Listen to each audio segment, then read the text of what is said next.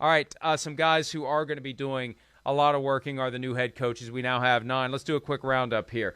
The new coach in the best position to succeed right away is who, Charean? I guess I'm going with Josh McDaniels for the Raiders because, normally, Mike, when you change head coaches because you weren't very good the previous season and you weren't very good the previous season before that, and it goes on and on and on. And that's why a lot of these teams are changing coaches now for the second time, third time in recent history. But I'm going to go with McDaniels because he does take over a playoff team. That doesn't mean I think the Raiders are going to go to the Super Bowl, but they have the quarterback in place, which a lot of these other teams don't, and they're coming off a playoff season. So I think he steps into a better situation than any of these other guys who are going into these other teams that we're talking about. I really hate to say this. Now, let me preface my remark by saying that all of these jobs came open for a reason. They all came open for a reason. Their teams stink for the most part, except the Raiders' job because of John Gruden. And I was going to say Matt Eberflus in Chicago because right now, look at the NFC North. I mean, if success is getting to the playoffs, that is the weakest division, and Aaron Rodgers may be leaving. But then I thought, and this is where I regret what I'm about to say, well, if we're going to go to the NFC North, I'd say Kevin O'Connell's in a better position to succeed than Matt Eberflus. So the guy that I'm really not all that – and he's got the quarterback. The guy I'm not really all that thrilled that they hired because I wanted Jim Harbaugh. They still could get to the playoffs this year, and they may be in a better shot than any of these other teams, although I'll give Brian Daboll a shot in the NFC East. But if Rodgers leaves – the Vikings division, which was once the black and blue division, if Rodgers is out, there's a vacuum there, and I'm not sure the Lions are ready to fill it. Not with Jared Goff at quarterback, and I think it's an uphill climb a little bit for Matt Eberflus. I think Kevin O'Connell's in the best position to succeed right away. Whether he gets to where the Vikings want to go and whether it's sustainable is a different issue. The riskiest hire this offseason is who? Well, I'm going to say Lovie Smith, and perhaps not for the reason you think, because it opens them up to a lawsuit because they didn't, being part of the Brian Flores lawsuit, because they didn't hire Brian Flores. So that to me is a risk. It would have been even more risky, I think, for the Texans if they had done what they wanted to do, as we all know, which is hire Josh McCown.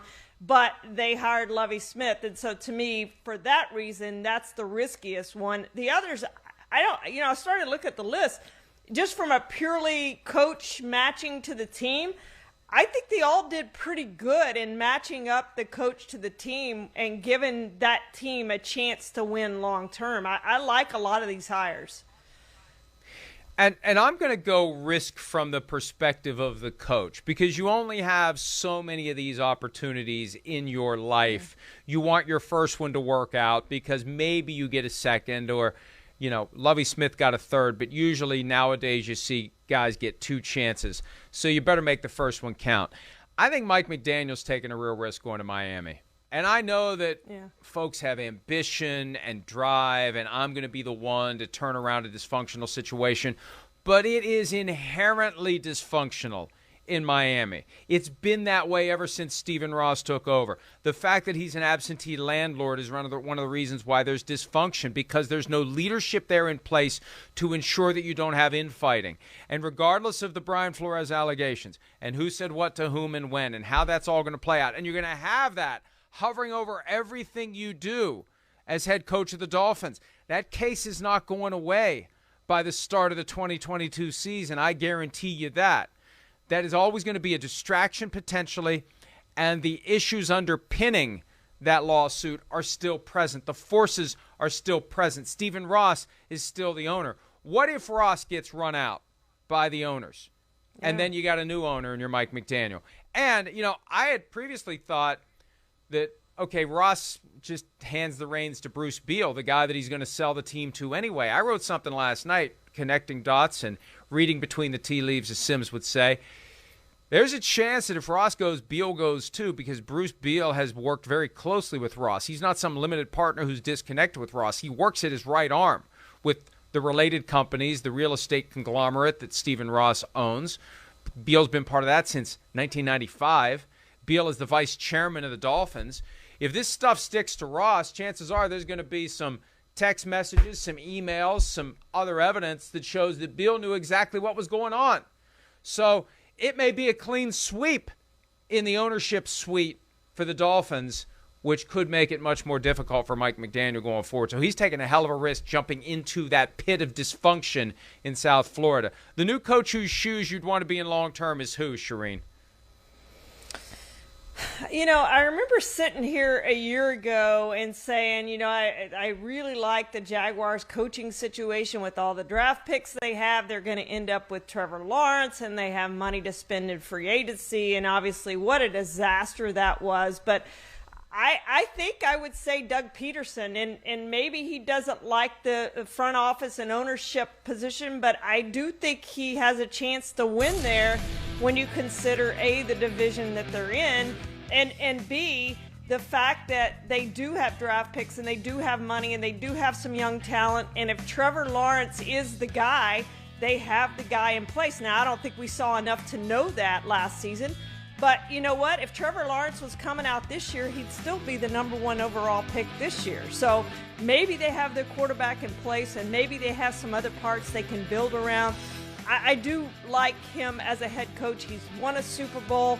If he can't get it done in Jacksonville, then I think Jacksonville needs to just scrap the whole thing and start over probably.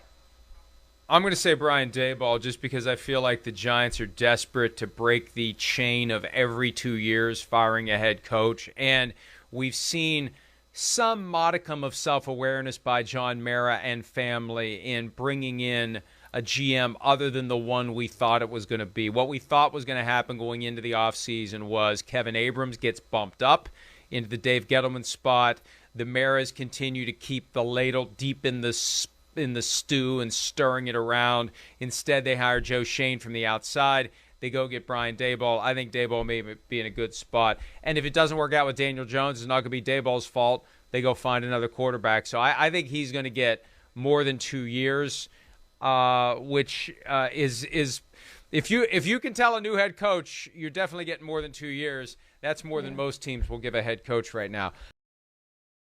Hi, I'm Mike Tirico, and thanks for watching. Make sure to hit subscribe for the latest news and highlights from NBC Sports.